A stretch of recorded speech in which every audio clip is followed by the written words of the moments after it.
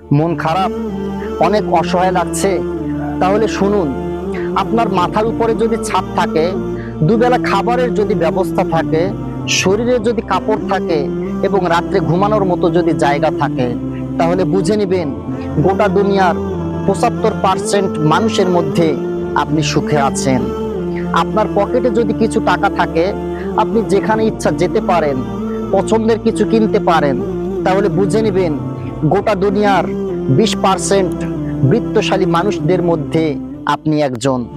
আপনার যদি নিরোগ শরীর থাকে এবং সুস্থ শরীর নিয়ে ঘোরাফেরা করেন, তবে মনে করবেন গোটা দুনিয়ার লক্ষ লক্ষ মানুষের থেকে আপনি অনেক সুখে আছেন।